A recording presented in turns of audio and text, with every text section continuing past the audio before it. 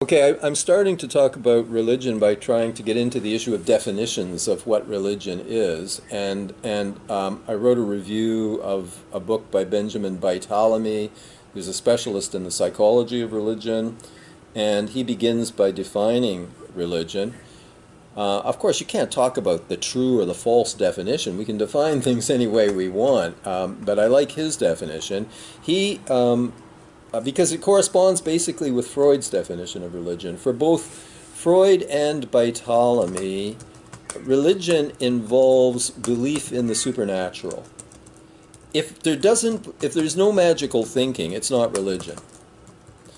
Okay, now belief in the supernatural doesn't have to mean a belief it doesn't have to mean theism.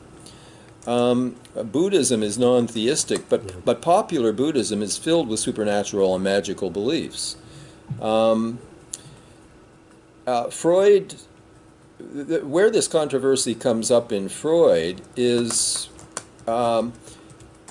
his theory of religion, many people would say, applies to fundamentalism.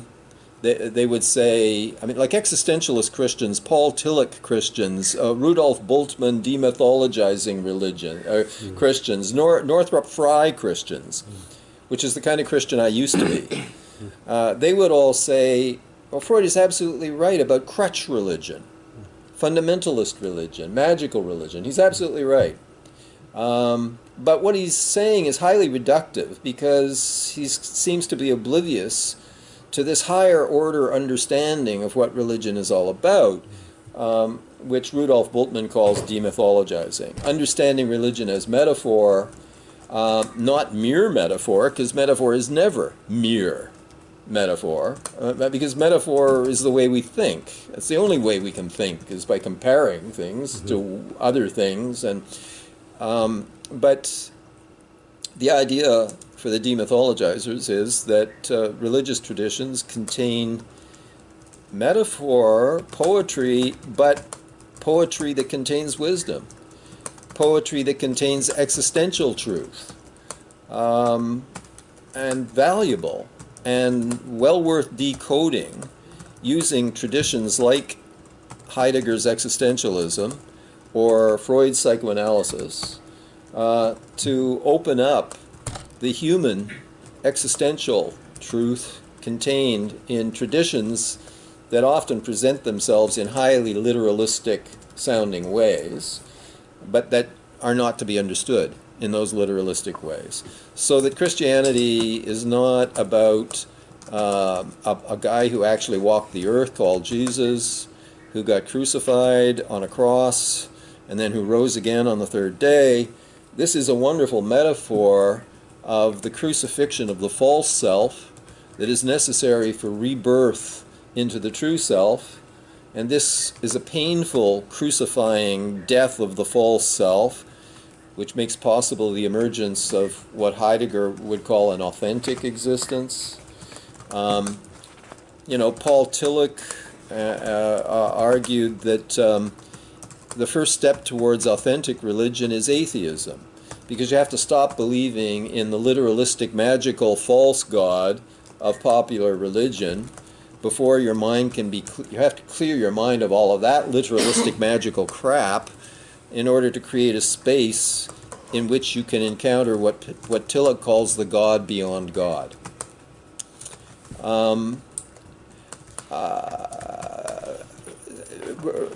Dietrich Bonhoeffer, in his letters from prison, I mean, he started out as quite a concrete evangelical Christian, but in his, and many people who like Bonhoeffer like the early Bonhoeffer, and they really don't like people who pounce on his letters from prison. He was held in prison by the Gestapo for quite a number of years before they finally hung him, 2 weeks before the Allies liberated the prison. But while he was in prison, in his letters and papers written in prison, he developed what he called religionless Christianity. And so, the existential Christians, the religionless Christians, have this demythologized understanding.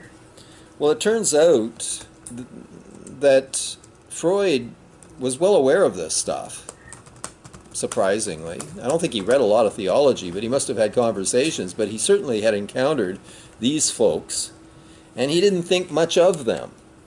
And I used to hate Freud's answers, because I mean, I was a practicing Anglo-Catholic. I was on my knees every Sunday and busy convincing myself that I was an authentic Christian. Although if you'd pressed me, I would have had to admit that I didn't believe in anything magical.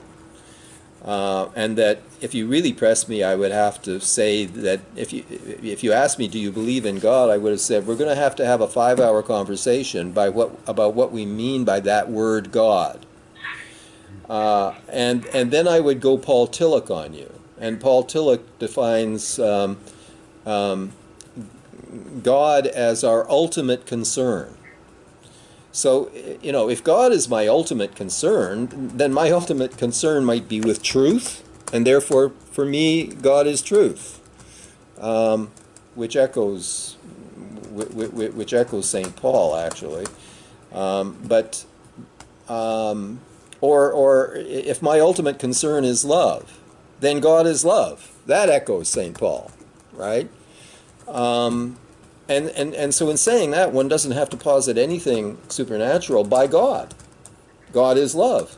God is truth.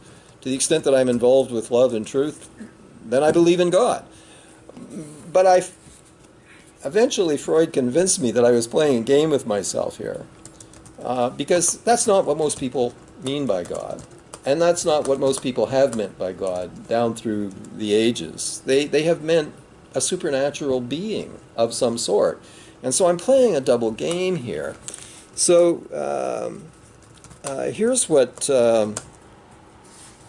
Freud has to say about this. Would you say that? Sorry, would you separate spirituality and religion, or? Oh, there's that word, spirituality. There was a play put on in Toronto last year, and I've got links to it on my website. And there's a passage in the play where the lead character, who's this crusty narcissist, he gets going on a rant, and it's hilarious. And the rant is about people who use this term spirituality. I mean, well, to me, spirituality connotes crystals and New Age spirituality, which, frankly, I have a lot of contempt for. I mean, talk about magical thinking. I mean, if I'm going to go into magical thinking, I'm going whole hog Roman Catholic. Thanks very much. You know? But I would rather not go into magical thinking at all. And certainly New Age spirituality, to me, is... it's all mixed up with magic. It's all mixed up with narcissism. It's all, yeah, I don't have much patience for it. Okay, here's what Freud has to say. In The Future of an Illusion, 1927, he addresses the philosophy of as if. This philosopher, Hans Weihinger, produced a whole philosophy called, well, the title of Weihinger's book is The Philosophy of As If. And people who applied this philosophy to religion are saying, well, we don't take it literally, but we accept it and we practice it as if it were true. And we do this because it has good consequences, social consequences, personal, maybe good for our health, maybe good for society. So we treat it as if it were true. And in this passage in Future of an Illusion, he's addressing people who go for the philosophy of as if and other intellectually sophisticated or sophistic arguments in favor of a demythologized understanding of religion. Here's what he says. This would apply to Tillich, Bonhoeffer. Is it Ratzinger? This is Freud. Freud, okay. Who has this is in the same few paragraphs where he addresses Weihinger, but now he's addressing much more widely the demythologizing Christians, right? So he says, in reality, these are only attempts at pretending to oneself or to other people that one is still firmly attached to religion, when one has long since cut oneself loose from it. Where questions of religion are concerned, people are guilty of every possible sort of dishonesty and intellectual misdemeanor. Philosophers stretch the meaning of words until they retain scarcely anything of their original sense. They give the name of God to some vague abstraction which they have created for themselves. I'm thinking of Heidegger's being, spelt with a big B, being, which theologians fell in love with, of course. They give the name of God to some vague abstraction which they've created for themselves. Having done so, they can pose before all the world as deists, as believers in God, and may even boast that they have recognized a higher, purer concept of God, Tillich's God beyond God, notwithstanding that their God is now nothing more than an insubstantial shadow and no longer the mighty personality of religious doctrines. That's from The Future of an Illusion. So is Tillich's God above God an example of this? What year is that? Yeah. Paul Tillich? No, that Quotation. Oh, the quotation was Freud, Sigmund Freud. When? From what year? Future of an Illusion, 1927. Wow. Do you think that he's taking a shot at Carl Jung right there? I think Jung is probably in his mind there. Yeah. Because it sounded to me, when you were speaking earlier about, you didn't mention him, but you were talking about religion and all Right. these things and bringing it into a kind Right. of philosophy of religion. Jung's big on that. The other thing I Right. wanted to now I know you're not Jewish, but Yeah. that sounds like a criticism of a lot of Western Viennese Jews, I would imagine, who go to shul, but they do it because they want to be Jewish or they want to be part of a community or they're Right. interested in making business deals or who knows what. Right. I'm not trying to be. Well, but Christians I'm go just to saying. church for the same reason. Right. My point. Well, okay, there you go. I wouldn't know that, but it sounds to me like it's also a sort of a criticism of the atheist Jew who still goes to shul. You know. Yeah. Provided he More so goes Jung. to shul More so claiming that he's a believer, when he may well not be a believer. Right. I think he's making like an intellectual shot. Like I think Carl Jung? some of the like I think Carl Jung and Tillich, I think they're being authentic to themselves and they really believe what they're. And Freud's just saying it's full of crap in his But mind. Jung said that he believed in God and also said he didn't believe in God. Okay, I don't Sounds like know. a guy who doesn't believe in God. Yeah. I have no idea. But he said both, so he kind of, in effect, said, I don't know. It sounds like something that actually Jacques Lacan was saying rather than Carl Jung. Well, we could go off on a whole thing around Jung, but let me say this about Jung. It's always amazed me, and actually I'm with Martin Buber. Martin Buber wrote an essay about Jung. You see, especially the Catholics, but also the Anglicans, accepted Jung. They love Jung. There are all kinds of Jungian Anglicans and Jungian Roman Catholics, you know. Well, his father was a preacher man, wasn't he? Jung's father. Yeah. Yeah. So he comes from a church family. But it would be it would be Swiss, it would be Lutheran, it would be Protestant. It wouldn't be Catholic, I don't think. Wasn't it Lutheran? Lutheranism is not that far away from Catholicism. Well, it's like not exactly Anglicanism. Presbyterian. It's not like evangelical Christianity. It's much more like Anglicanism is, but still it's still part of the Protestant Reformation. Martin Luther, after the all. original. Yeah. But you know, it always amazed me that religious people accepted Jung while rejecting Freud, because like Martin Buber, I think that Jung is far more dangerous to Christianity than Freud ever was. Because to state it simply, Jung places God inside the unconscious, which places God inside me. And as G.K. Chesterton so beautifully says, I mean, a lot of these people, you know, in the name of worshiping God, they end up worshiping themselves. Jung, whereas Freud, with his emphasis on science, as we talked last week, Freud is about the overcoming of narcissism. The thing he loves about science is that it contradicts our cherishedly held beliefs And when it contradicts them, we have to throw our beliefs into the garbage can. And so science requires that we overcome our narcissism. And so does an authentic form of Christianity is all about overcoming. Like science and religion have this in common, in the sense that at least that trend in Christianity, which is about overcoming your narcissism, that it shares with science, right? Whereas Jung, on the other hand, by placing God inside the unconscious, but I just want to say that Martin Buber's take on Jung is exactly what I just said. He thinks that Jung loses the Judeo-Christian challenge to narcissism. Jung loses his that. use of the word shadow that confirmed that he was talking about Jung. Oh, maybe. I hope that he Put was God in the from shadows. future of In the illusion. unconscious, right? Yeah, in the quote he says a shadow of, insubstantial shadow. You just said that Jung puts God in the unconscious. Yeah. That's an interesting Shadow, connection right? you're making. Although the word shadow itself doesn't necessarily have to be taken Seems from like that's a Jung. reference. I understood him to be it slightly differently, that he put God in the universal unconscious, not the personal unconscious. Oh, yeah. Right. I think probably on. And then was happy with the thought that by participation in conscious activity, he would participate in God. Leave something to the universal unconscious, and he accept his own passing with equanimity, which is. But then you become part of God. Yeah. To contribute to the.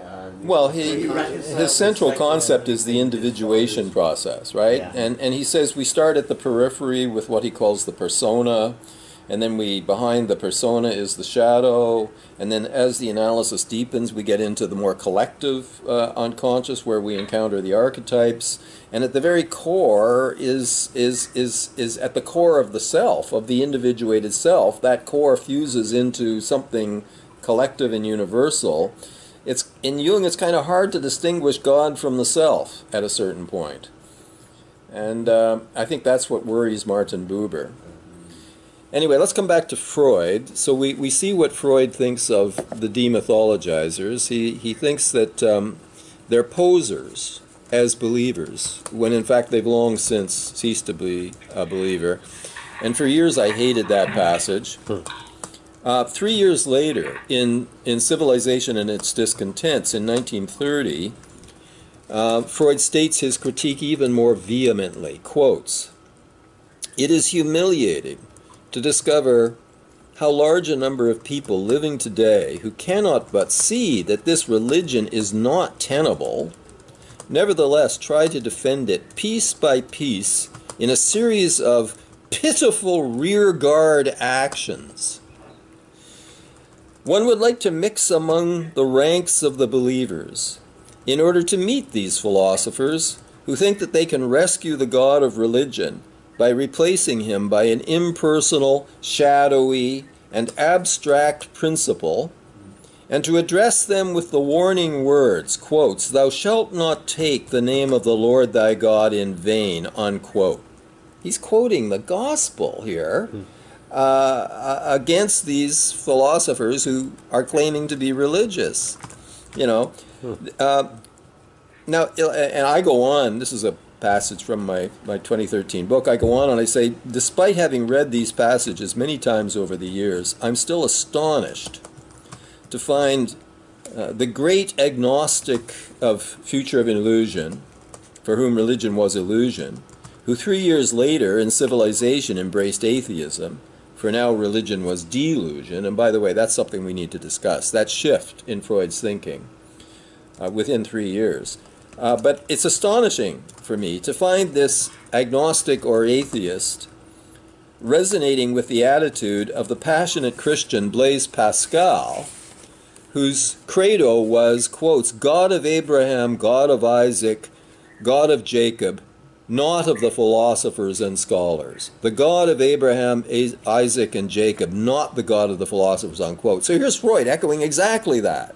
He's saying, if you're going to be religious in any authentic way, then you have to worship the God of Abraham, Isaac, and Jacob, not this shadowy, bloody, abstract principle that you are convincing yourself is the same God, which was, he's actually, he's actually accusing the existential Christians of heresy. Really. You know, this is Freud. I find that amazing. As young people say today, awesome. You know, that's an awesome passage on the part of Freud, it seems to me. So, like, I fought that for years. Finally, I threw in the towel and said, Freud, you're right. I'm not religious. I'm not a religious Christian. I'm an atheist Christian. Yeah. I have felt so much better since I was able to admit that. Wouldn't Freud say the same thing? You're a heretic. No, he would ask atheist why. wouldn't follow God of Abraham, Isaac, and Jacob. Oh no, I don't follow the God of Abraham, Isaac, and Jacob. So you're not a Christian, like full well, stop. then, okay, I'm not a Christian according to Freud in that sense. Yeah. But what do I mean when I call myself or Jacques Lacan an atheist Christian? I mean that I find great value in the Christian anthropology, which I think is far superior to Freud's. Freud thinks that the human problem is a mind-body problem. Christianity understands correctly that the human problem is a narcissistic problem. That I share with Judeo-Christian... I share with Christians a great deal, just not their religion. So you're just accepting the fact that you are... When you say atheist, you're basically saying, look, I've demythologized Christianity, and that's... I'm just following this abstraction. That's what I'm doing. I've demythologized it. I've turned it into a secular philosophy, and it's a secular philosophy that I like. It's Christianity minus the supernatural. So this is a personal question, but I thought you said that you went to church, or you still go to church? You still go to like Anglican? Well, you know, for services? years, when I was attending church, thinking that I was religious. I was running an automatic translation device in my mind. I mean, everything that was being said, I was translating into secular psychoanalytic existentialist terms, thinking that a lot of other people in the church were doing the same thing, which I may very well have been right, because I find that most Anglican priests who have been trained at the Toronto School of Theology for the last 30 years, I can remember when I stunned my wife by reconverting, because I'd been very religious Anglican as a kid, then I lost it all with puberty and girls, and then in my 40s it came flooding back quite intensely, and I went back, and we were staying out in the country, and it was a Sunday morning, and I wake up and I'm putting on a tie and everything, and she said, well, where are you going? I'm going to church in this little town near where we were staying. She says, oh, right, you're going to go into this little town in northern or middle Ontario, whatever it was, and you're going to go to a local Anglican church, and you're going to and you're going to encounter something that's going to resemble your, Tillich Bonhoeffer understanding of the faith. Good luck. So I went to that little church, and the priest, who had been trained at Trinity College, devoted his whole sermon to a Paul Tillich-style sermon about how we shouldn't confuse our stained glass and our Gothic arches with the Spirit, blah, blah, blah, blah, But I was running this translation thing for years. Now, I can still go to church and feel quite in tune with the service, and I'm still running the translation. The only thing that's changed is I no longer consider myself religious. I'm some other kind of guy who loves the Christian shtick, but not religious, according to Bartholomew's definition of religion, as it's not religion unless there's the supernatural involved in it. If you're into it for the ethics, if you're into it for the anthropology, or if you're into it for the aesthetics, or if you're into it as a therapy for narcissism. I mean, look, it is a wonderful therapy for narcissism. Look at the Christian year. I mean, it's if you go to church, what you're doing is saying, thanks be to God, thanks be to God, thanks be to God, thanks, Thanksgiving, thanks. Okay. Melanie Klein says gratitude is the only therapy for envy. And in Kleinian psychoanalysis, envy is a core problem in psychopathology. She wrote a whole book called Envy and Gratitude. And she says that gratitude, if you can start feeling grateful, that the cup is half full, you're not going to be envious of those who you imagine have a full cup. And the church year is a training in saying thanks. Now, whether it gets to people and they start really feeling thankful is another matter. How well does it work? I don't know. But just look at it. It's all about thanks. You know? Yeah, James. Oh, once again, my mind is popping in many directions. It occurs to me, though, that once one arrives, and this is just a footnote, once one arrives at that position, then the next step is to do an institutional critique of churches and so for on sure. and so forth in social order. Absolutely. And discover the reason not to participate in them. Yes. But my question is about the narcissism thing, because I understood Freud to be telling us that narcissism is the central sort of problematic of being human. Oh, I don't think so. Overcoming it. Well, I've read that somewhere. And the other week you mentioned that in talking about narcissism, Freud did not refer to the actual Greek myth of Narcissus, which was news to me. I didn't know that. Well, Lacan certainly does. Does Freud? I mean, he probably refers to it somewhere, but he doesn't make it central to his discussion. Right, but I take it that his happy reference to all kinds of Greek mythology, and centrally the Oedipal myth, Yes. means that he's on board for metaphoric and symbolic interpretations of these Iron Age and Bronze Age myths. Well, see, Freud is But all over nobody the. believes that there's a Zeus or an Athena or any of these godheads anymore in the age of Right. science. So he's all for the poetic truth of mythological. On one level, trying to understand being human. on one level, he is. But Freud is full of contradictions. See, Freud thought that his theory of oral, anal, phallic, Oedipal, latency, genital, development. He thought that the latency phase was an echo in the psyche of the individual of the Ice Age. He thought kids go cold, having been hot sexually.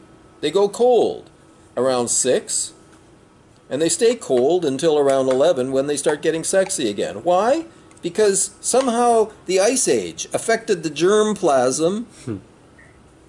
Now that's an absurdly stupid idea. He actually thought that? He actually thought that, and so did Ferenczi. And now, how long did he think it? I don't know how long he thought it, but he did think it. It's amazing. He did think it. Now, let's look at his theory of the primal horde. He advanced it as a metaphor, and then he stopped thinking of it as a myth.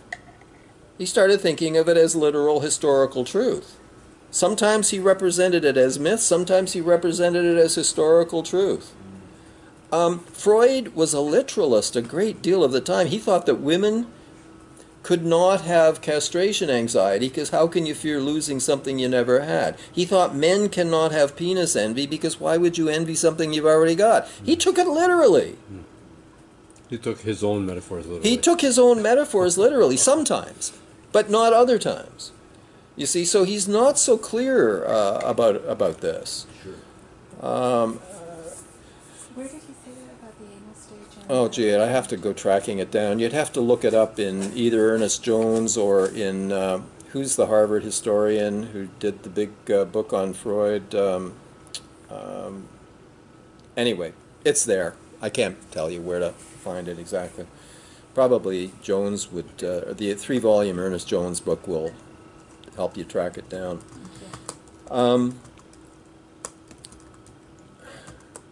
Okay, so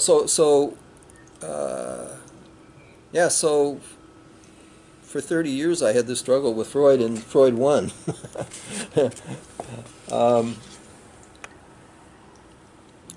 Let's talk about his change about his shift from religion as illusion to religion as delusion. Okay, in 1927, in The Future of an Illusion, he defines religion as illusion. And what does he mean by illusion? He means something that can neither be proven or disproven scientifically, but you believe it not because you have evidence that it's true, but you believe it because you want it to be true.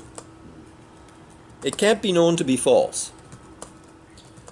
It's untestable. You believe it because you want it to be true. So at that point, in calling religion illusion, he is taking the position of agnosticism, because he's saying whether God exists or not can't be known to be true or false. But believers believe it because they want it to be true. Therefore, religion is an illusion, he says. He's an agnostic there. But in 3 years later, he becomes an atheist. I'm going to make a distinction in a few minutes between theoretical and practical atheism. But right now I'm talking about theoretical atheism. He shifts from theoretical agnosticism to theoretical atheism. In Civilization and Its Discontents, he calls religion a delusion. And a delusion is something that you believe despite its being known to be false. Okay? So now he's saying it's known that religion is false. He's saying God does not exist. He's an atheist, a theoretical atheist. He's claiming that God does not exist. Now, in claiming that, he's making an error. Because as he explained 3 years before, we can't know that God does not exist. So Freud is now claiming to know something that cannot be known. He's claiming to know that God doesn't exist because he's calling belief in God a delusion. You see, he's now an atheist, which is an impossible position to hold. Some people call atheism a religion. Well, of course, it's a leap. Yeah. It's a leap of faith. I mean, because but he's not acknowledging that. I mean, he's calling it delusion, as if it could be known to be delusion. Okay, but to leave the argument there is a bit disingenuous, because here I feel it's necessary to make the distinction between theoretical atheism and practical atheism. Okay, so what's the difference? I mean, a practical atheist is someone who, on the theoretical level, embraces agnosticism. He admits, I can't know that God exists, I can't know that God does not exist, therefore I'm an agnostic. But I'm a practical atheist because I'm going to live my life on the assumption that he does not exist until I get some pretty convincing evidence that he does. So I'm a theoretical agnostic, but I'm a practical atheist. It seems to me that that's what a lot of sensible people are, and that's what I have become, a theoretical agnostic but a practical atheist. I don't find any evidence to suggest that I need to start believing in anything supernatural, and I don't. Now, okay, now we have to go Kleinian, okay? If I'm going to be authentic and honest, I have to get Kleinian here, because here I am sitting here calling myself a theoretical agnostic and a practical atheist, and yet around my neck is this cross. Oh, nice. Okay? And I can't leave home without it. Like, first of all, I never take it off. And if on occasion I've had to take it off, I remember one time I'd had to take it off, and I put it in my pocket, and then I left it at home, and then I left for the university, and I got halfway to the university, and I realized I didn't have it on. Well, I was 20 minutes late for my class at the university because I had to turn around and go home and get it. I have to have this on. Now, what do I think of that? I think it's superstition. It's on the same level as not liking a black cat to cross one's path, or not walking under a ladder. And I feel quite comfortable with it because from the Kleinian perspective, we are all double. Well, from a Freudian perspective, we're all double. There's secondary process thinking and there's primary process thinking. There is, in Kleinian theory, there is the depressive position and there's the paranoid schizoid position. And these are called positions, not stages, because they are architectural layers of the mind. Jesus says man does not live by bread alone. Carves says man does not live by scientific rationality alone. One tries, and in the depressive position, I try to be rational. and I consider my need to wear this cross, I consider it irrational. And of course I'm irrational, because what else do I like about myself that's irrational? I'm in love with my wife. I fell in love with this woman. It's magical. And thanks be to God. You know? Yeah. So I'm just remembering the title of William Barrett's book, Irrational Man. Mm. I know that's gender specific and all, but Right. he from memory, in that book, he It's a critique of rationalism. right, and he's finding comfort in the fact that irrationalism is our fate as being men. Right. But he doesn't come to some feeling of comfort by reference to a God. Right. But boy, now, you know, we could go off on a huge thing here now, because I know that book intimately. I taught it for years, and I always hated the title. But I'm a critic of rationalism. I mean, I don't like Freud's rationalism. The whole of existentialism is a critique of... But you see, I always think there's three positions. There's rationalism, there's irrationalism, and then there's existentialism. And the kind of existentialism that I like refuses to succumb to either rationalism or irrationalism. What I don't like about that book is that William Barrett was a student of Heidegger, and Heidegger was a Nazi. And the thing is that Barrett wrote a whole chapter in that book on Heidegger's philosophy without mentioning once that Heidegger had been a Nazi. That is illegitimate. You don't have to castigate or devalue Heidegger. I think Heidegger is a brilliant philosopher, and I value aspects of his thinking, but you cannot ignore his Nazism, you know, which is what Barrett does. That's right, but he was talking about his philosophy. He was talking about his philosophy, but he titles the book Irrational Man. And he writes that book in 1958, just not that many years after Europe was devastated by an irrationalist movement called fascism. You must condemn irrationalism. Eugenics was very rational. Well, okay. Yeah, okay. But his astrology was not. He decided where to and when to have battles, when to send in the panzer divisions based on what astrologers were telling him. I mean, and they were worshiping the old Siegfried gods, and I mean, you know, it had rational element. Well, oh look, Peter Vierek was an American historian of German abstraction who early on got what the Nazis were all about, and he wrote a wonderful book called Megapolitics, Roots of the Nazi Mind, and he described the Nazis as barbarians in jet planes. They were rationalists. They knew how to create jet planes. They created the panzer divisions. They created a wonderfully rationalist way of creating mass death. Rationalists linked to irrationalist sentimentalities and so on. So I blame Barrett for that title because I think irrationalism is something that we have to be on the lookout for and be ready to condemn without becoming rationalists, without becoming naive rationalists and overvaluing, as Freud did, reason, you know. But your science can just be, your theory could be incorrect.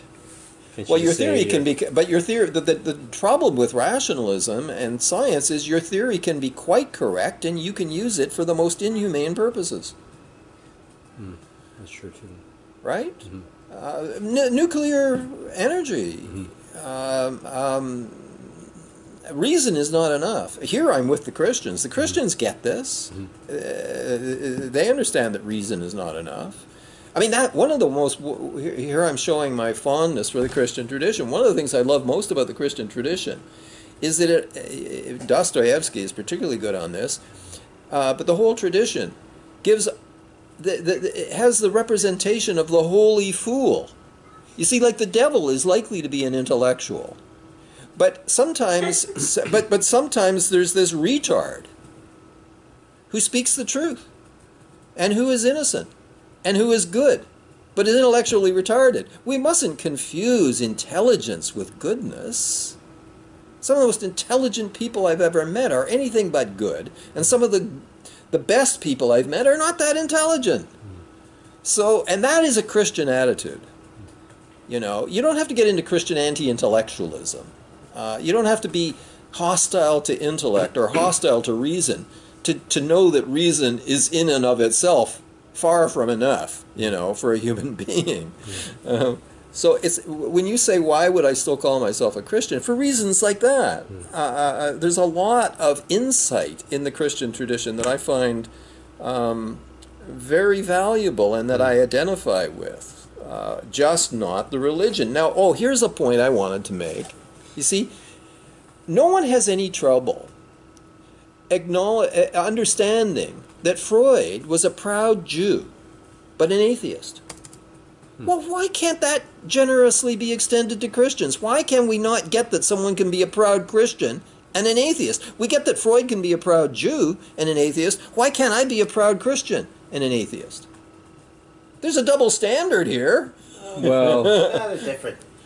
I think one is based on an ethnic identity, and the other one might be based on a philosophical identity.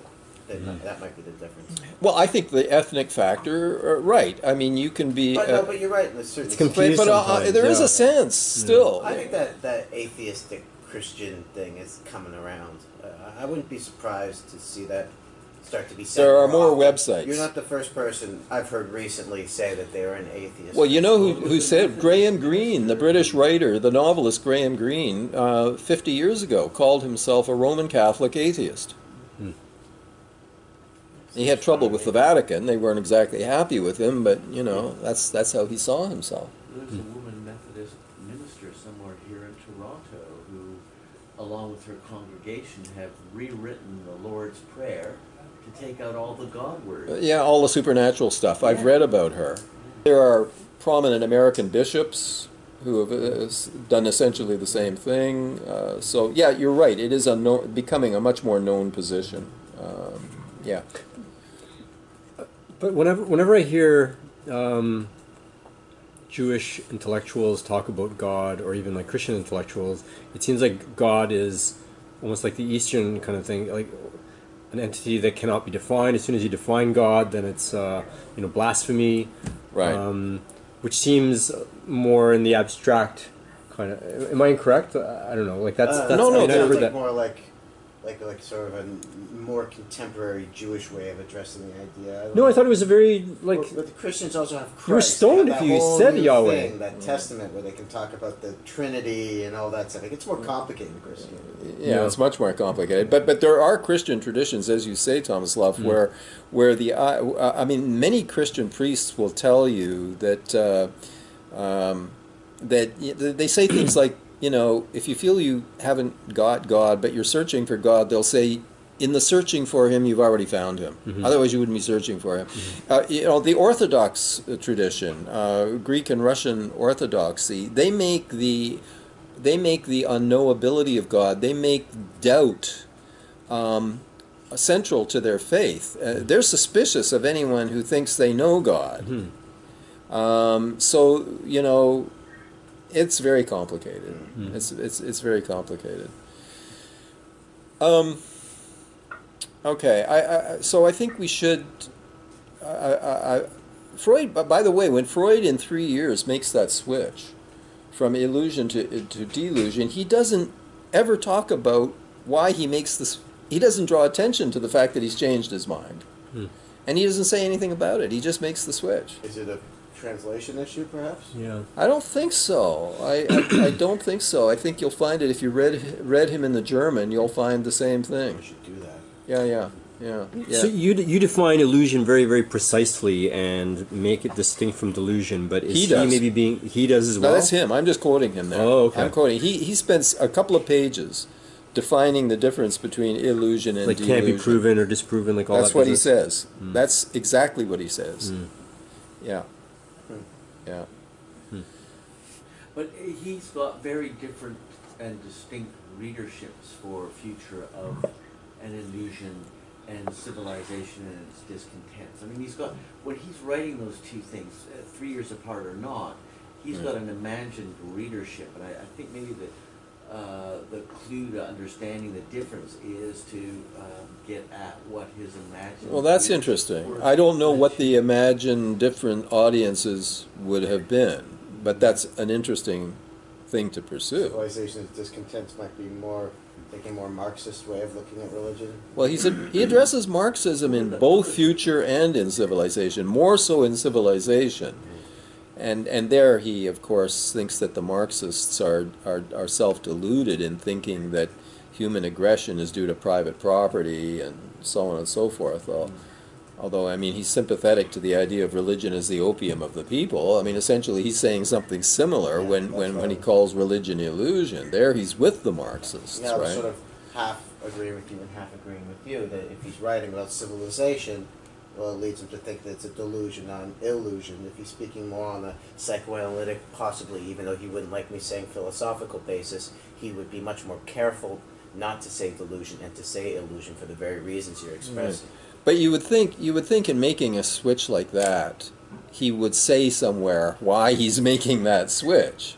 Does he do that? Is that his MO to explain why he's changed his Usually he's because throughout Freud's work he's constantly changing his mind. Like, sure. But that's what I mean. Does he address and that? he when usually comes admits it. Like, look at the big switch in his theory of anxiety. Up until 1923, repression of libido causes anxiety. And in 1926, he suddenly says, wait a minute, I got it backwards. Anxiety causes repression. He was pretty open about these changes. And he usually feels a need to give a careful account as to why he's making a change. But on this one, he's completely silent. It's sort of odd. I was It's late in his life. sort of reading this week about his latter theory with the death instinct and, Yes. and that, which we talked about a couple of weeks back. Right. Is Eric Fromm. And Fromm's observation of that move in Freud's thought was that he did not understand himself that his theoretical move was in direct contradiction to earlier parts of his theory. And on that thought, Fromm argued that Freud was unaware of how death instinct was contradicting. his earlier theory, Yeah. and was inadequate in explaining, but nevertheless defended, continued to defend that move. Fromm did. No. Oh, Freud did. Freud did. Right till the end. Right. His, Well, he is, I mean, in introducing the death instinct, he is making a fundamental change in his thinking. I mean, but isn't it interesting that mirrors Plato's model of the soul? what mirrors? The charioteer and the two wild horses. Oh, yeah. And all Freud does is name the horses. Oh, no, Freud is a Platonist. Freud is a Platonist, Yeah. and he's a rationalist, and yeah, it's a superego. It is the horse, the appetite, Plato's appetite. Ego is Plato's reason, and superego bears a resemblance to Plato's spirit. And there's, you've got the three parts of the soul. I mean, yeah, very much so. And like Plato, Freud is a Gnostic thinker. And of course, Judeo-Christianity has always battled Gnosticism as a heresy.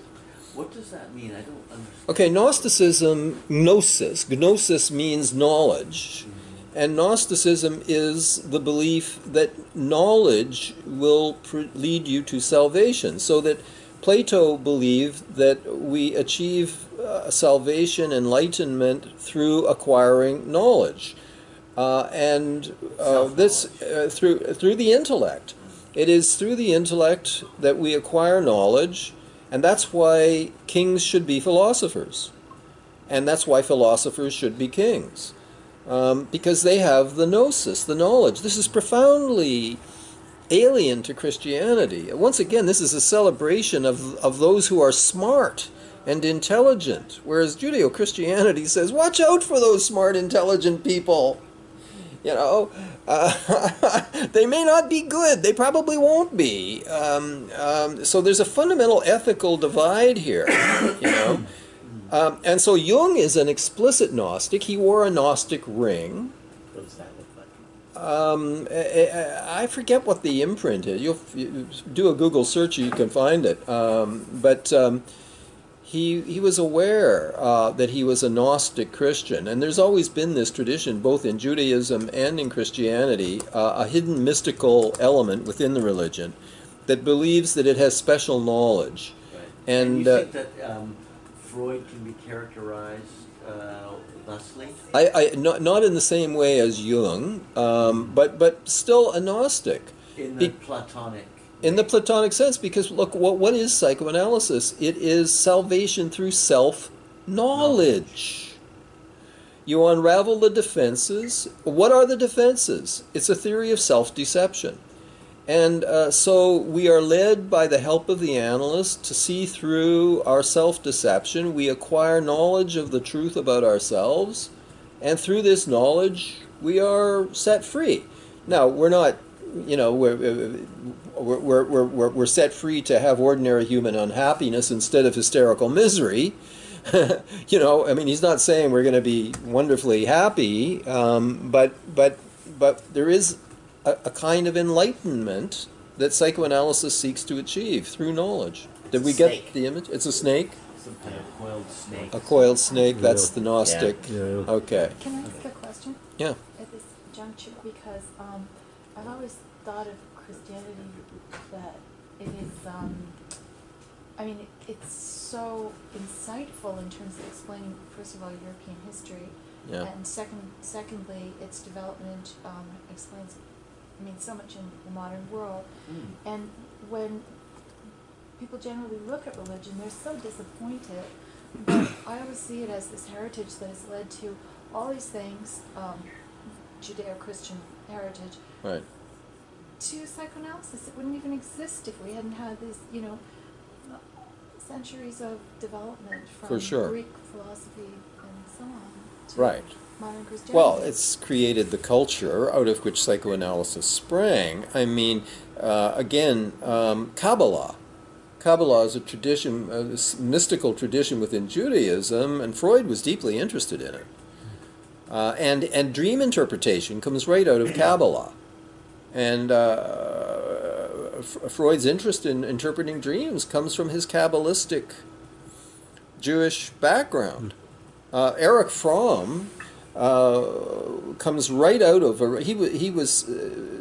he for a while he was in the early stages of rabbinic training. Fromm, and then he lost his interest in religion, and for a while, as many Jews did, switched to Zionism, and then he lost his faith in Zionism, and became a Marxist. You know, Lost his faith in Marx.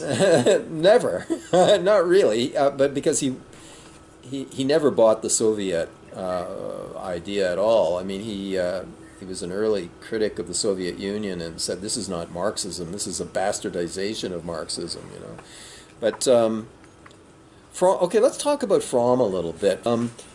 I have I'm a great admirer of Fromm, but I'm critical of the way he deals with religion.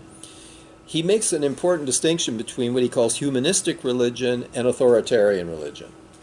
And he's a critic of authoritarian religion, but he distinguishes it from the humanistic. So that, for example, within Judaism, he would have a lot of sympathy, as did Martin Buber, for the Hasidic tradition, which he would see as in some ways humanistic. What sense?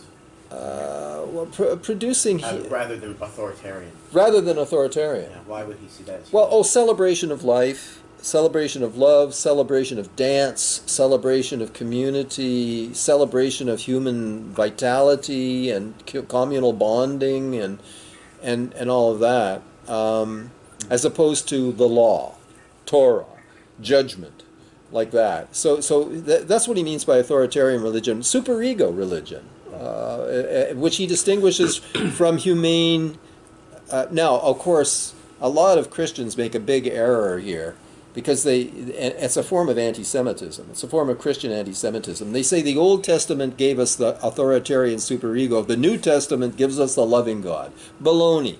There's loving God in the Old Testament. And there's authoritarian God in Christianity too. So that's, one-upping the Jews by saying the New Testament, is... In all fairness, Christianity really did one-up the Jews. No doubt about it. But I thought it was called a new covenant and everything. I mean, they make well, there is a new covenant. I mean, no one's denying the difference. I mean, of course, and the Jews did not accept that Christ was the Messiah and radical. But I'm just saying that to say that the loving God is all about the New Testament is to deny the presence of the loving God in the Old Testament. That's all. I think you can argue that there is a difference of emphasis, but that same difference of emphasis is present in Judaism, in different traditions within Judaism as well. I think that's... Doesn't lex talionis disappear in that transition? I mean, eye for an eye, tooth for a tooth. Right. Yeah. And turn the other cheek is a different... Yeah, but Christ also has something about the sword, and you have to... I'm not very good at Yeah, this. neither am I. There's a lot of contradictions. I am Turn the other come... cheek is one of them. Yeah, you're right, though. I am come not to bring peace but a sword, Yeah, there we to go. divide a father from his son and a mother from his daughter. He who loves father, son, daughter more than me is not worthy of me. There you are. That's there pretty you go. authoritarian. Yeah, that sounds pretty Jewish. But of course, it all depends. I mean, Hebrew, old Hebrew. All depends on how you interpret it. But okay, so here is Fromm distinguishing the humanistic religion, what he calls humanistic religion, from authoritarian religion. And he got very interested in Zen Buddhism, which I guess Zen Buddhism he saw as more a humanistic style of religion. Now, okay, what's my critique? I have a real problem with the whole notion of humanistic religion, because it seems to me, again, following Ptolemy, who defines religion as supernatural, I mean, religion is a God-centered worldview. Humanism is a man-centered worldview. I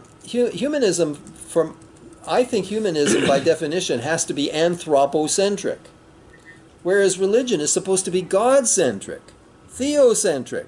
So how can there be humanistic religion? To me, that is a contradiction in terms. And I think Fromm made a mistake in trying to distinguish authoritarian religion from humanistic religion. I think he should have been distinguishing religion from humanism. Yeah, it seems like a false dichotomy. Yeah, I've always felt that it is. I don't understand But that. but liberation theology is pointing maybe in the same direction as Fromm was Totally. pointing. Fromm was That there is virtually a a- kind of religious institutionalism which is highly authoritarian. Oh, totally. And a kind of religious mindset. That is which authoritarian celebrates religion for Fromm. Our human. That's what he calls authoritarian religion. When he says and you're right, like the libertarian, the liberation theologians would, he would have been completely, well, he was completely in sync with them. Does he mean maybe there's another definition for humanistic, which I think is like humane? Like, does he mean He was going for humane? humane. Yeah, so it's not that much of a contradiction in that case. In that sense, if you interpret it as humane. But on the other hand, humanism, I'm just following those traditions that define religion as God-centered. And man-centered is, anthropocentric is a form of narcissism. It's a form of human exceptionalism. You see, I think the big problem with humanism is that humanism is so anthropocentric, it contributes to the sixth extinction. The what? It contributes to anthropogenic climate Destruction disruption. of the planet, It neglects the Gaia principle. Yeah, absolutely. It's human exceptionalism.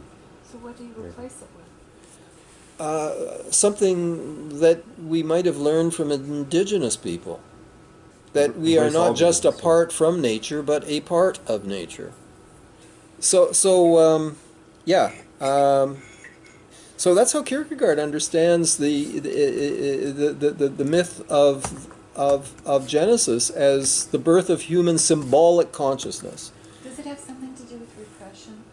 that that's the sort of I don't think so. where I don't think so. I think it's a child who does not yet have the cognitive capacity for self-awareness, acquiring the capacity for self-awareness, and therefore freedom of choice, and all of the guilt and responsibility that comes with that. I mean, it's beautifully depicted in Helen Keller's account of. She fell back because of the meningitis. She fell back into a pre-symbolic condition, and then at the pump with Miss Sullivan symboling, It was meningitis. it came back. Meningitis, yeah. She lost her vision and hearing? Yeah, yeah.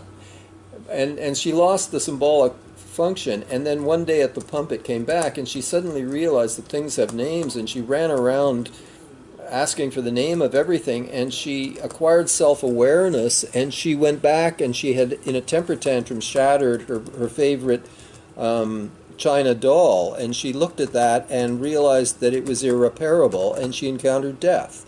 She encountered destruction, death. She's thrown out of Eden. She has shame. She has guilt. All of this comes with the move into symbolic consciousness, which happens sometime in the second year of life. I mean, I watched it happen to my son. It doesn't happen one day. It happens over a period of time, but I gave him his baths. And, you know, at a certain point, he started getting tricky with the rubber ducky. Like, you start to play peekaboo, and you start to pretend, you become a little liar, meaning a human being, because that's what human beings are. Liars and imaginers, imagining things that don't exist, pretending something that doesn't exist. This all requires symbolic consciousness. This is what the biblical myth is all about. So that's a demythologizing or a remythologizing of the story of Genesis, right? I mean, that's Kierkegaard. I mean, I think that's what we are really referring to there. Okay, look, I wanted to draw attention to another aspect of Freud's theory of religion that's problematic, majorly problematic.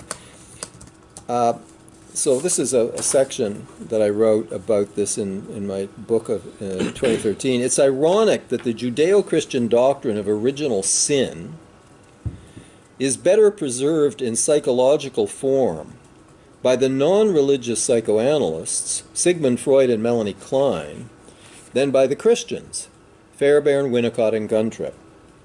Fairbairn was headed for the Presbyterian priesthood. Winnicott converted from Methodism, which was his family's religion, to Anglicanism. Guntrip was a low church pastor before he became a psychoanalyst. Michael Eigen, in 1981, is incorrect to describe Guntrip's object relations theory as, quotes, a profoundly Christian psychology, because it, quotes, views hate as reactive to failings by primary objects, unquote, and implies that, quotes, if love were perfect, there would be no hate. This is Eigen attributing calling Guntrip's theory profoundly Christian. Now, it's true that Guntrip was a Christian pastor, but in saying that, you know, hate is reactive to failings by primary objects, and that if love were perfect, there would be no hate, Eigen is incorrect to attribute such views to Guntrip. Eigen is not incorrect to attribute such views to Guntrip. Guntrip actually did hold those views. Eigen is incorrect only in calling those views Christian. Okay? Because they are in no way Christian views, and Guntrip was out of step with Christianity in espousing them. I mean, he had a distorted view, although he was a Christian pastor, he had a distorted view of what Christianity believes. In Christianity, hate is an intrinsic feature of a fallen and sinful human nature that envies and hates perversely, even in the face of love, including the perfect love extended to man by God. Translated from religious into secular terms, this is Kleinian theory, in which the infant comes to hate not only the bad object for its badness, but also the good object, out of envy of its very goodness. Okay, this is Klein. So Eigen's error echoes that of Freud. In the face of the devastation of Europe brought about by the First World War, together with the masochistic self-destructiveness that he'd come to recognize in so many patients, Freud in 1920, and we're back to James, the death instinct, 1920, Beyond the Pleasure Principle. In 1920, because of the war, and because of all of the masochistic, self-defeating, self-destructive patients he was working with, Freud finally overcame his long-standing resistance to acknowledging aggression as an equally fundamental part of human nature as sexuality, and he announced his final dual drive theory of eros and thanatos. He then proceeded to misattribute, that is, to project, the naive optimism that he had earlier shared with Enlightenment thought onto the Bible. Okay, he breaks out of his early naivete, which is all about man as pursuing pleasure and minimizing pain and love and sexuality. And he says, no, we're equally about hate and destructiveness. He overcomes his naivety. Having overcome it, he projects his naivety onto the Bible. Here's a quote from Freud. Why have we ourselves needed such a long time before we decided to recognize an aggressive instinct? We should probably have met with little resistance if we had wanted to ascribe an instinct with such an aim to animals, but to include it in the human constitution appears sacrilegious. It contradicts too many religious presumptions and social conventions. No, man must be naturally good, or at least good-natured. If he occasionally shows himself brutal, violent, or cruel, these are only passing disturbances in his emotional life, for the most part provoked, perhaps only the consequences of the inexpedient social regulations which he has imposed on himself, unquote. Okay, in this passage, Freud seems entirely unaware of the fact that the optimism of his own earlier thought that he now mocks belongs not to the Bible, but to elements of Enlightenment thought and the environmentalistic social sciences stemming from it.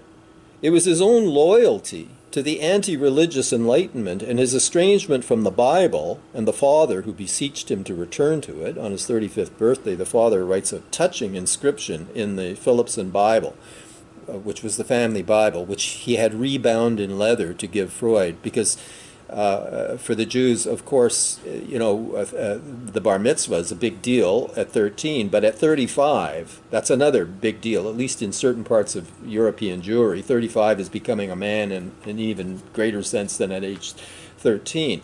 And so Freud's father celebrates this by giving him this present, and he writes this inscription in the Bible, beseeching his son to return to the religion of his people, But anyway, Freud...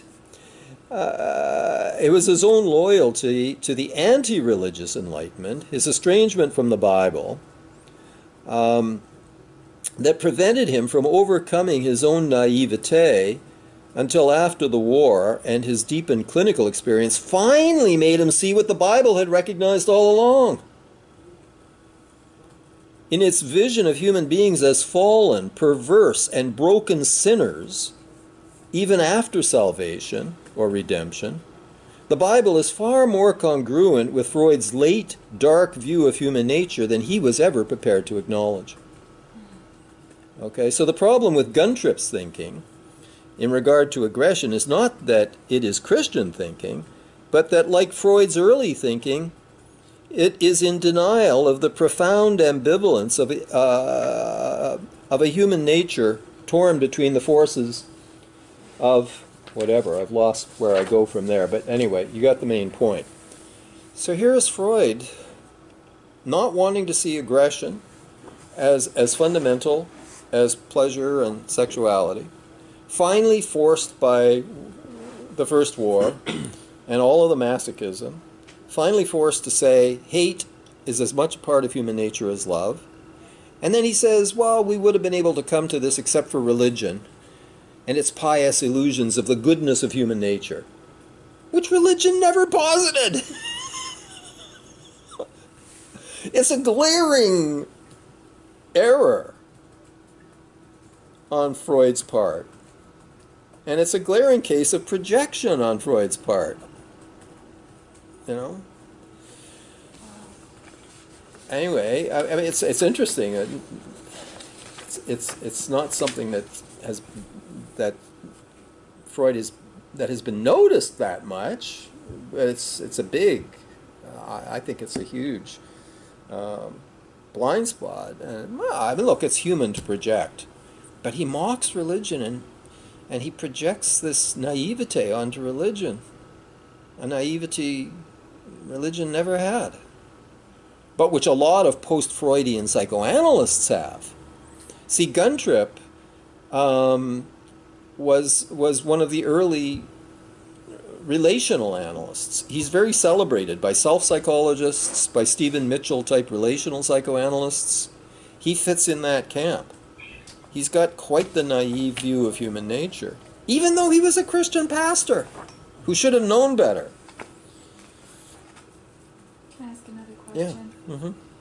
So if the Bible could see that, isn't that absolutely brilliant? And when we consider how far back the Bible goes, and Totally, it's brilliant. I don't think there's anything good about magical thinking. Right. Oh, okay. Nothing good about it. Okay.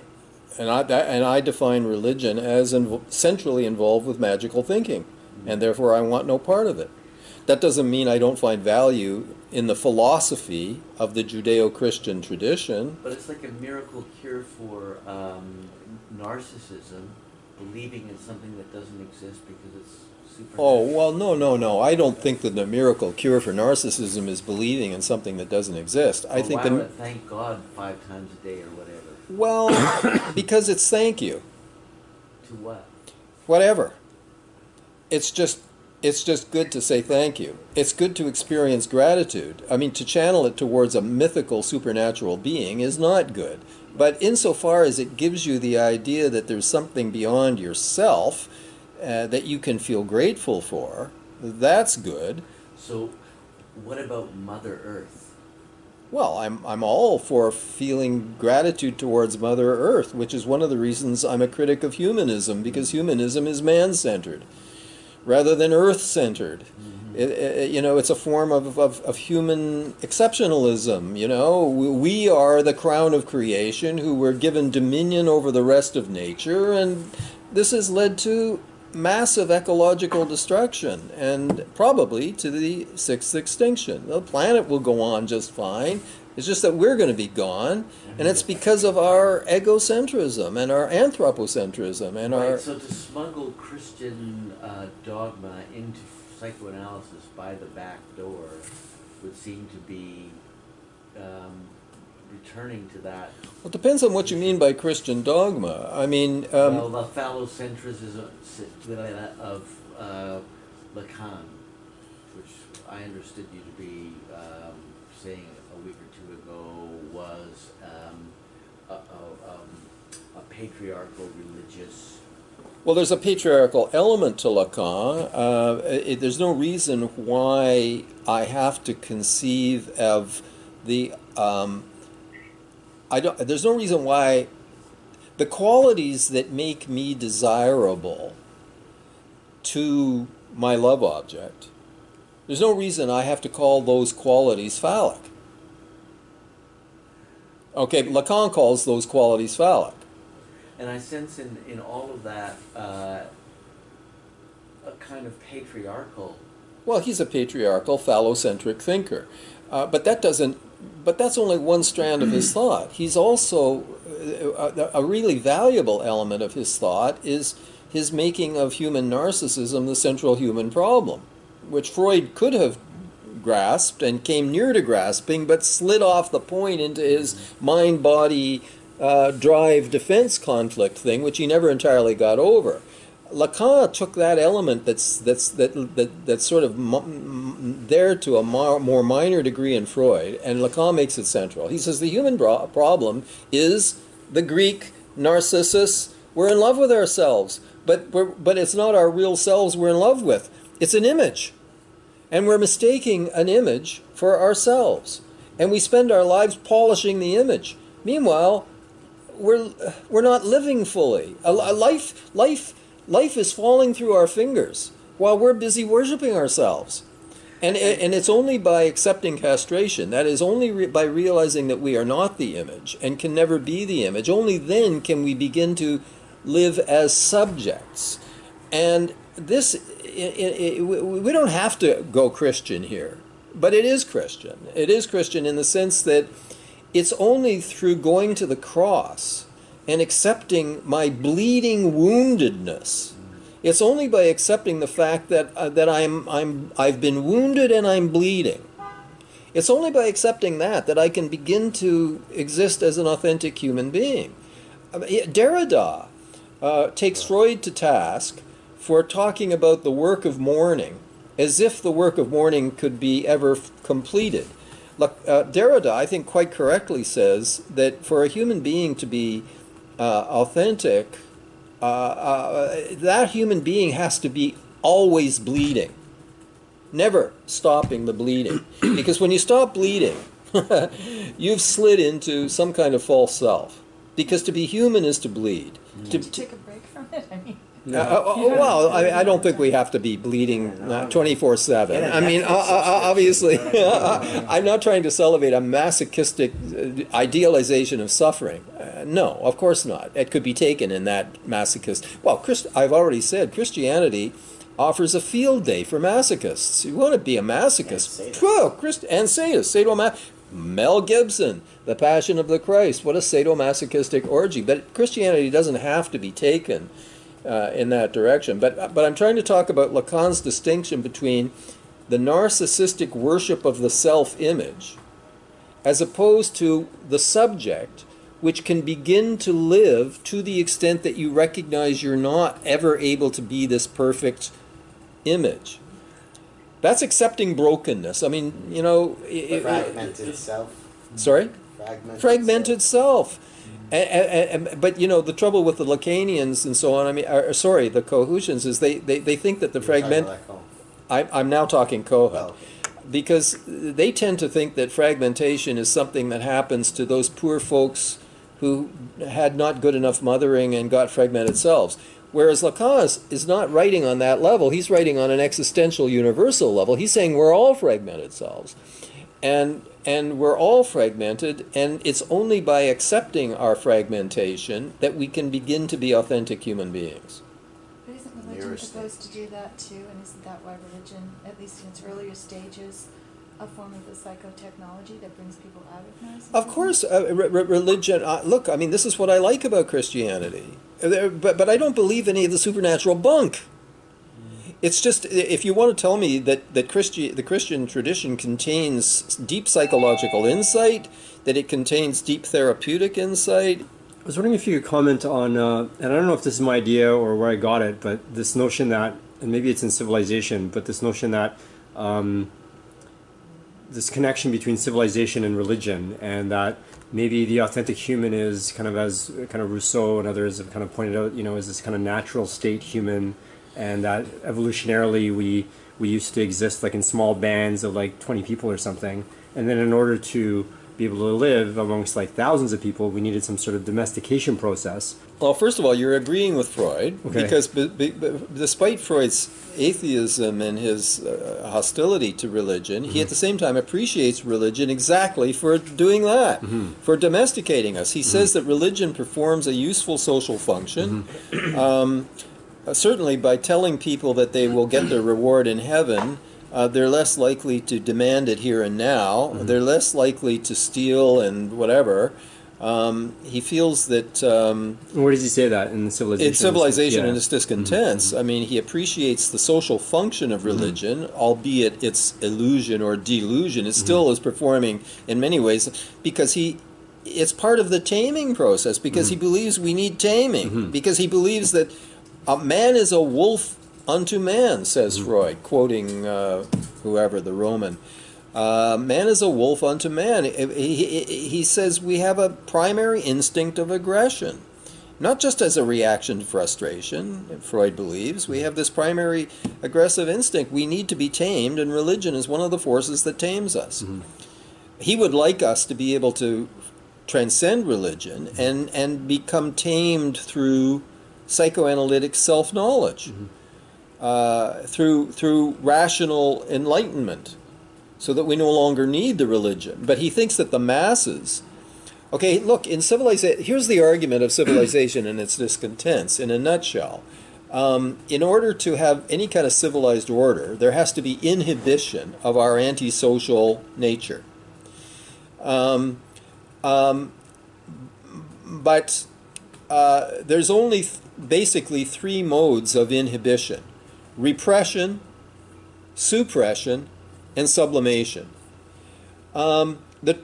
We could avoid... The trouble with repression is it always leads to the disguised return of the repressed. So if we repress our aggression, it's going to come back on us as guilt, self-punishment, huge superego, various forms of hysteria, and neurosis. So then if you repress, you get neurosis. Okay? There's only two other ways out. Suppression, which is conscious. I know I'm in love with my brother's wife, but I'm not going to hit on her, and I'm not going to pretend that I hate her, because it's easier to hate her because I love her and I can't face it. I'm not going to lie to myself about it. I'm going to face the fact, and I'm not going to act on it. I'm going to control myself. I'm going to do what's right, but I'm not going to lie to myself, right? Freud says, how many people can do that? Very, very few have the strength of character, have the ego strength to be able to be honest with themselves and not act out. So you got a tiny minority of people who can exchange repression for conscious suppression. And you've got a tiny, tiny minority who can sublimate, because the trouble with sublimation is it requires talent. And very few people have the talent, says Freud. So he would say more commonly, I would be in love The with masses, my brother's wife. I'll and lie I to would repress myself. it, and I'd lie to myself. I'll pretend I'm not in love with her, or I'll use reversal and pretend I'm in hate with her instead. Whatever. Yeah. But wouldn't sublimation manifest, for instance, or couldn't it manifest? I'm in love with. I have a wife, but I'm in love with my brother's wife. Yeah. So I'm not going to treat her badly. So Right. maybe I treat my wife badly. Is that sublimation? No, that's not sublimation. Because people have talent for that. Yes, they do. Sublimation is going to school or becoming an athlete or something. I understand, but what is that then? That's projection. That's a. That's kind that's a bunch of other pathological defenses. That's displacement. Okay, so there are more than the three then. Oh, yeah. Oh no, but those no. There are at least probably 30 different defenses, Okay, right. ways in which we deceive ourselves. But Freud is basically focusing on three, Right. and he's saying because that would fall in his. Freud used the word repression in two different ways. In his early work, repression meant all defenses, and then it became one defense among many. Okay, I'm using it in the became one defense amongst many. yeah, but right now I'm using it in the general sense. So I'm using repression to include projection, displacement, all those other things that you're talking about. And those are going to make neurosis. They're going to make neurosis because they're forms of self-deception, right? And you're going to get neurosis. If you can avoid all of those and be honest with yourself and say, this is actually how I feel, but I'm not going to act on it because to do so would be antisocial. I'm not going to do it. Then you have a healthy human being who's not lying to himself, but he's not a happy human being. He's very unhappy. He's frustrated, but he's not lying to himself. That is the goal of psychoanalysis, to promote that person who's not happy, but isn't self-deceived, and therefore is not neurotic. That's the kind of enlightenment Freud is pushing. But Freud is smart enough to say there'll be a few people who can do that. The vast majority don't have the capacity to be that, and the vast majority don't have the talent to be able to sublimate, which is taking... psychoanalysis? Sorry? Without psychoanalysis, they're not able to do that. Yeah. They will with psychoanalysis. I think he would say that even with psychoanalysis, few people have the capacity to do that. Psychoanalysis, somebody could dance. And then, but are we clear as to what sublimation is? It is taking something that is antisocial and bending it in a pro-social direction. So I take my aggression and I channel it into professional activity, competition, achievement, whatever. Well, it sounds like there's a kind of awareness in suppression, or it is aware when you suppress it. Is there Yes. a kind of awareness in sublimation, or is it No. just like a lucky set of events that happen? No, that you can leads you into can ruin a sublimation by bringing the person to consciousness. So here's a girl who's struggling around around her being a girl, and I'm not generalizing here as Freud does in the area of penis envy, but let's just assume that this is a girl who has trouble and who really wants to be phallic, and she finds herself taking up horseback riding, and so now she's got this big thing between her legs, and she can make it go left, and she can make it go right, and she can make it jump. You don't want to tell her that this is about feelings about lacking a penis or being a female instead of being a male. You don't want to tell her that. There goes her equestrian career as part of Team Canada at the Olympics, okay? You want to leave it alone. A sublimation that is building, you don't want to bring consciousness to it. This week we're talking about superego and conscience. You see, like Freud folded conscience into superego, and I've made the argument that they need to be separated out. And once we understand that conscience and superego are two different things altogether, I think one of the big failures of the psychoanalytic world, because they folded them together, they have not been in a position to assess conscience in applicants for analytic training. You don't want to just assess superego. Superego means you know what the rules are, and you follow the rules because you're afraid you'll be caught if you don't. That's what superego is. You conform because you'll be castrated if you don't conform to the rules. Well, I want therapists who don't boundary violate with their patients, not because there's a rule or because they'll get in trouble. I want them to not boundary violate because they know it will hurt their patient and they care and they don't want to hurt their patient. Just as you want a parent. You don't want a parent who doesn't boundary violate with a child because it's against the rules. You want a parent who doesn't boundary violate because they know it will hurt the child and they care. That's conscience. And it's also basic first-year psychology, the notion of reaching a point in the moral system where you're not concerned anymore about other people because you've risen above that and you're very concerned about maintaining your own moral values. Your own core values, which in fact don't come from social internalization. They come from attachment. They come from the animal in us. You know, like maybe Freud thought that what came from the animal in us was the aggressive and the antisocial. Whereas the truth is that what comes from the animal in us is the good, and a lot of the bad comes from the social in us. Freud had it absolutely backwards. I'm so happy you said that. I've been waiting for someone to say that for years. No. It's quite true. I mean, what's good comes from our primate inheritance, and the latest research on animals is talking about how pro-social animals are. I mean, there are some exceptions, some nasty chimpanzees and so on, but generally speaking, animal species often show great concern and help, and are altruistic and even self-sacrificing in various ways. And, you know, there are these remarkable experiments that have been done at Yale. They have a whole faculty of child research, infant research, and this guy Bloom designed these amazing experiments. I'll just tell you the experiment. So these are with kids who are under a year and a half, okay? And so the kid is held in the mother's lap, and there's a little theater with a curtain, and the curtain parts, and there are three soft animals, like a red rabbit and a blue rabbit and some striped furry creature, sort of like puppet or like teddy bear kind of things. And then there's this there are these like billiard balls, and the blue rabbit has to sort of push it uphill, and he's trying to get it to the top, but before he can get it to the top, the blue rabbit comes and pushes it back down again, and then he has to do it again, and the bad blue rabbit comes and pushes it down again. And then the curtain closes. And then someone brings out on a tray the blue rabbit and the red rabbit, and the kid gets to choose. And he always chooses the good rabbit. Always. Oh, well, okay, now they moderate it, okay? Second variation, they bring out the blue and the red rabbit, but with the bad rabbit, there is now a cookie. And the good rabbit has no cookie.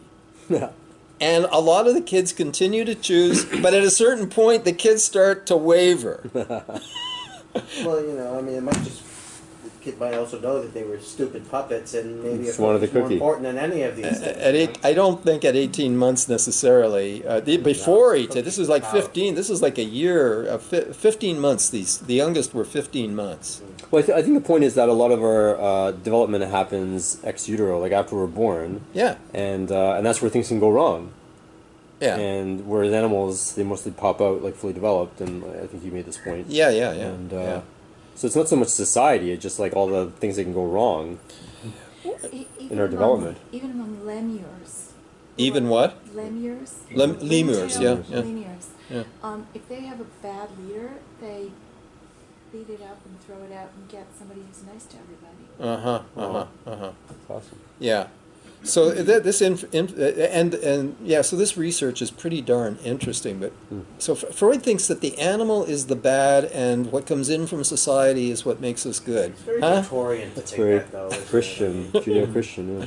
Super Whereas, in 19th fact, what comes century. in from society is sexism and racism and heterosexism and materialism and all of the other bullshit. That's what comes in from society.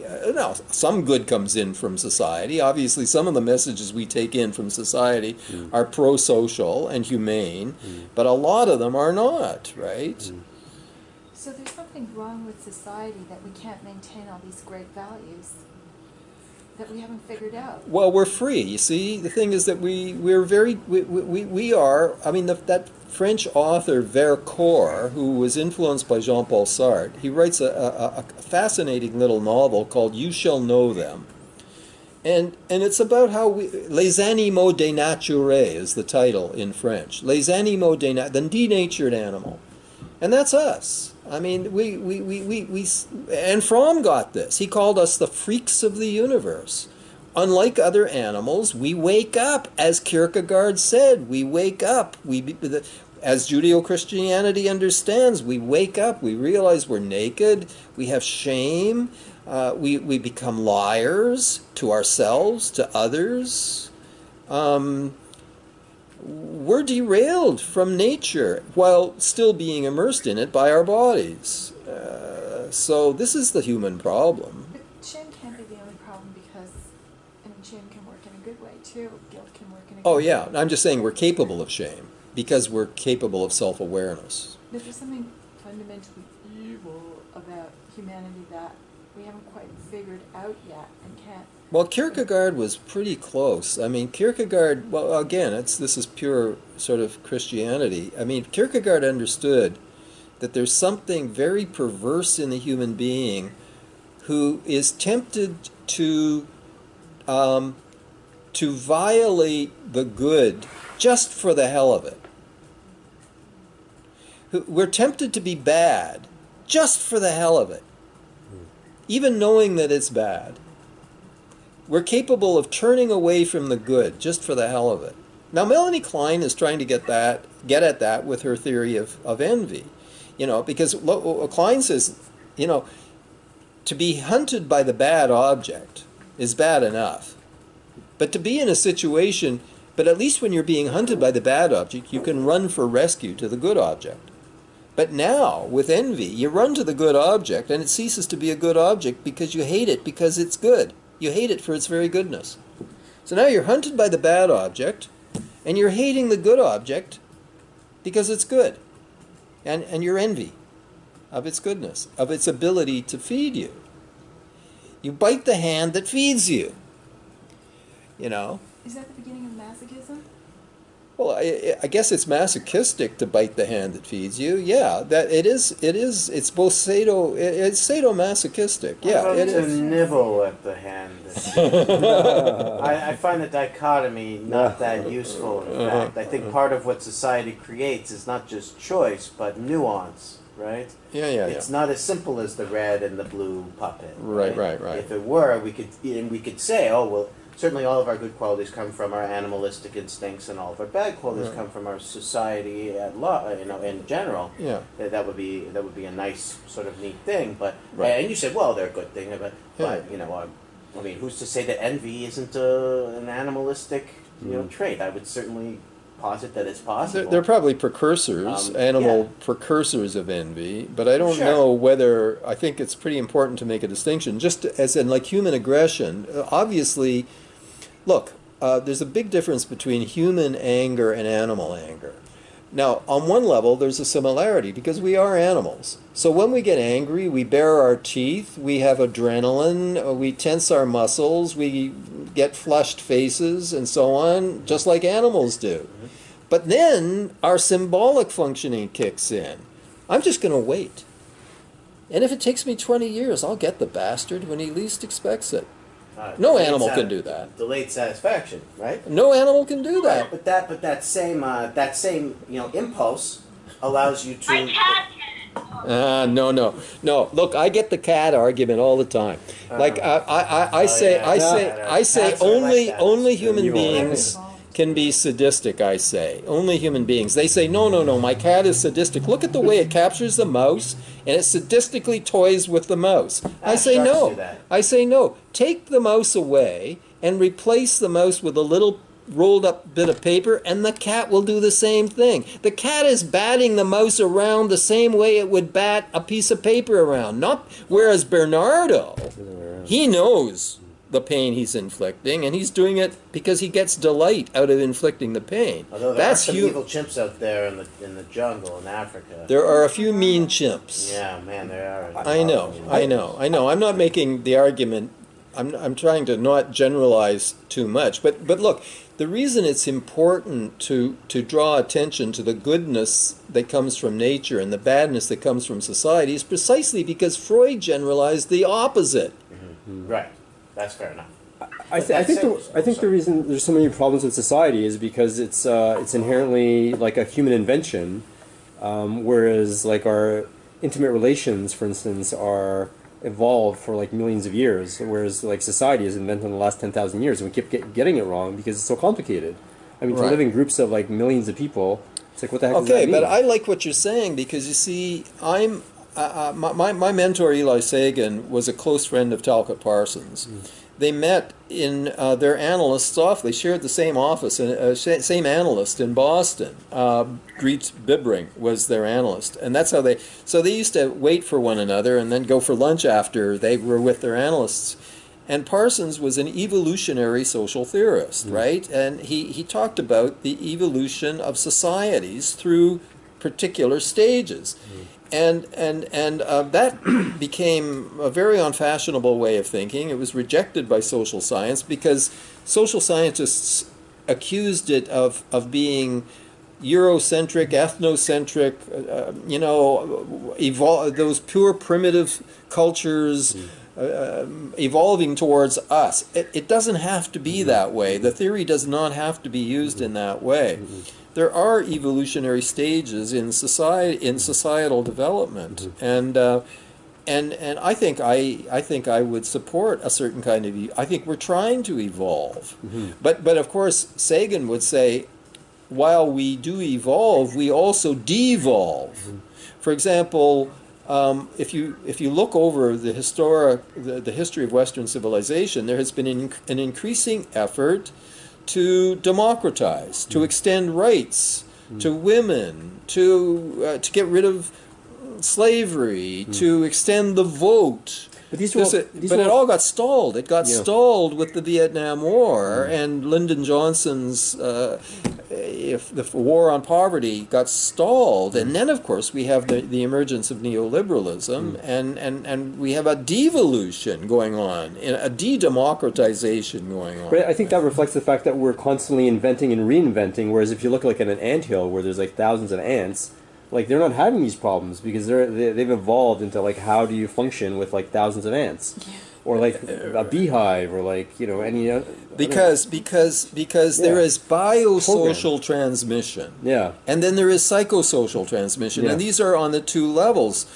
Just as I said, animal and human anger, we share the animal's adrenaline and the teeth-baring, but we got this whole other plotting revenge if it takes 20 years. Same thing with the transmission. There is biosocial transmission. That's your ants. Your bees, they're so intelligent. They find the clover, they come, they do a dance, they communicate, they go out, they find the clover. But it's all biosocial. Psychosocial is a whole other level of functioning, right? And there is freedom and complexification. And then we get into, on the human level of the psychosocial, we have the kind of thing that Gregory Bateson was trying to get at. We have the ability to rationally plan, but we can never anticipate the unintended consequences. So everything we do fucks something up, including our ecosystems, which we are now finally beginning to get. You know, almost every move we make messes something up. We're bad planners. That's the only thing that's wrong with us. Well, it's not just that we're bad. Well, we're bad planners. We don't know how to do it at a large Society scale. have trash. I mean, even if you kill an animal, you toss the bones somewhere, you know. No, but it's not it's because we don't... But isn't the first step biblical anyway, when God gives man dominion over the earth? Well, there you go. There's humanism, there's man-centered, there's anthropocentrism right there, built right into the tradition. But it's because it's the scale that we're unable to do, because nobody fucks up their house. Like, you know, people have a clean backyard, clean house, they clean up, they don't shit in their bed, they shit in the toilet. Yeah. Like, it's all very organized. Right. Like on the small scale, because that's the way our brains function, I think. But when we try to project it at the global level or the millions of people level, like we have no capacity to... Right. Our intelligence makes us able to do things so complexly, but so it enables, but it also disables at the same time. So that's the problem.